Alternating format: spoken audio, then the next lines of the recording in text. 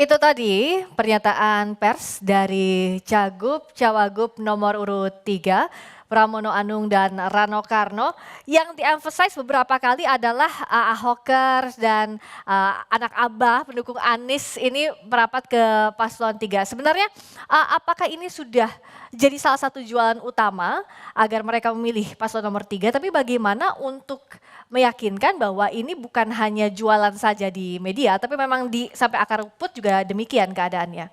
Ya, yang pertama memang tidak ada paksaan atau dorongan untuk itu semua, untuk mendukung salah satu, untuk anak Abah maupun apapun itu.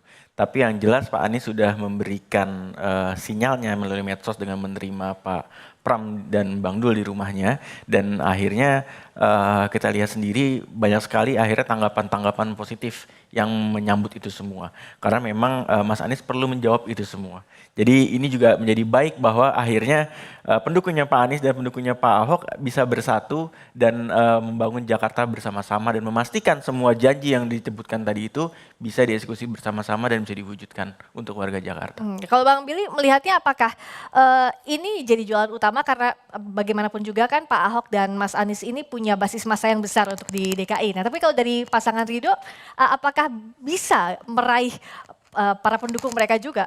Sebenarnya cukup menarik untuk melihat fenomena ini ya, karena mungkin teman-teman dari partai koalisi kami, khususnya teman-teman dari PKS, bisa memberikan jawaban yang sangat komprehensif.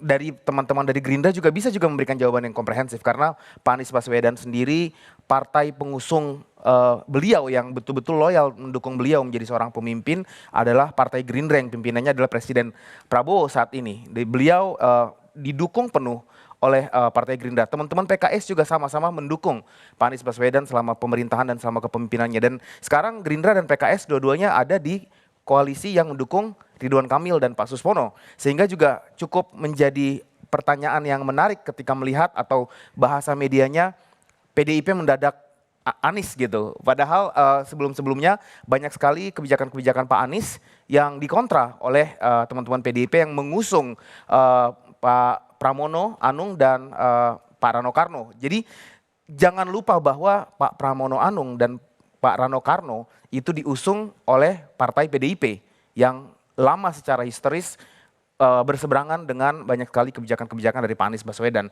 Sebaliknya Pak Prabowo yang merupakan pemilik dan pendiri Partai Gerindra itu betul-betul menyokong pemerintahan Pak Anies. Jadi kami melihat bahwa merupakan sebuah demokrasi yang baik ketika tokoh-tokoh saling mendukung satu sama lain, tokoh-tokoh saling bersilaturahmi, tidak ada yang spesial sebenarnya. Oke, kalau Mas Alma, di saat calon lainnya meraih simpati dari para tokoh dengan basis massa yang cukup besar di DKI, bagaimana dengan pasangan Anda?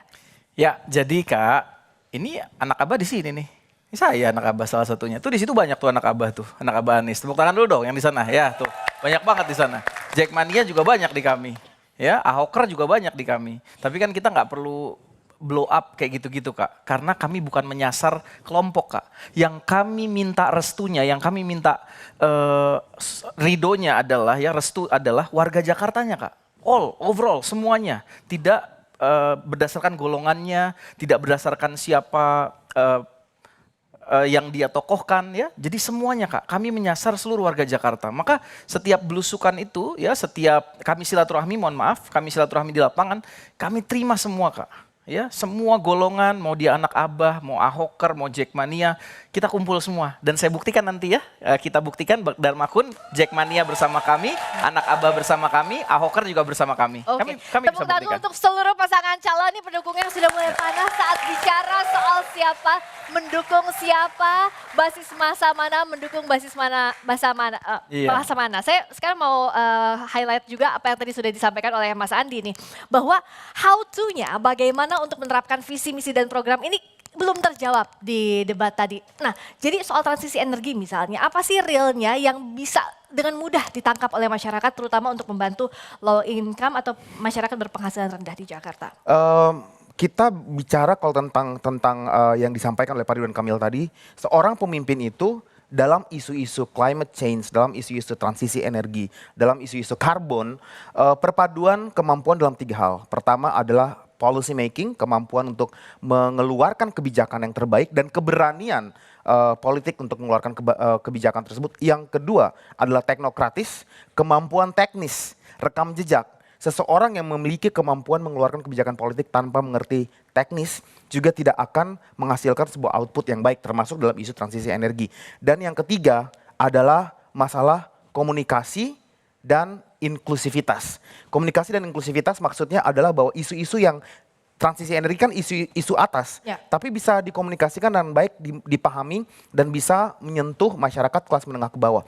Semua itu sebenarnya sudah disampaikan oleh Bang Ridwan Kamil. Kita mungkin bisa berkomentar setelah debat, ya, tapi kita perlu tahu bahwa dalam keterbatasan waktu 2 menit, seorang Ridwan Kamil mampu menyentuh aspek policy dan politik, teknokratis dan komunikasi yang cukup baik. Saya kasih contoh ketika beliau menjelaskan tentang circular economics. Kebetulan tadi disampaikan tentang circular economics, bagaimana merubah sampah yang tidak memiliki nilai ekonomis menjadi memiliki nilai ekonomis dan menyentuh langsung masyarakat. Masyarakat dilibatkan partisipasinya dalam pengumpulan sampah di hulu, menghindari agar tidak lari ke TPA dan menghasilkan uang buat mereka. Tiga-tiganya lengkap di situ. Baik. Disampaikan oleh Bang Ridwan Kamil Kalau tadi. dari, boleh tepuk tangan dulu silakan. Nah kalau dari Mas Alma, tadi untuk menjawab how to-nya. Oke, terima kasih teman-teman. Nah kalau dari Mas Alma tadi bagaimana untuk menyentuh, how to-nya kan belum tergambarkan. Tapi secara sederhana, secara mudahnya seperti apa soal transisi? Ya, transisi energi tadi Kak, Bang Dharma udah jelaskan tadi. Dari diesel yang BBM ya dirubah jadi biodiesel. Dari rumput laut, dari buah nipah, dari mangrove ya, dari bakau. Nah itu dirubah menjadi, ternyata kalau dirubah jadi biodiesel dari mangrove tadi, dari rumput laut tadi, lebih irit Kak. Jadi 1 liter biodiesel mangrove itu lebih irit 5 kali lipat ya, seperti 5 liter diesel atau BBM biasanya, solar biasanya. Dan kayak tadi lagi transisi energi tadi, pengurangan emisi, kita mengurangi lampu merah, titik macet kita kurangi sehingga ada overpass, ada underpass, sehingga titik macet hilang ya dalam waktu 7 hari. Baik, terima kasih.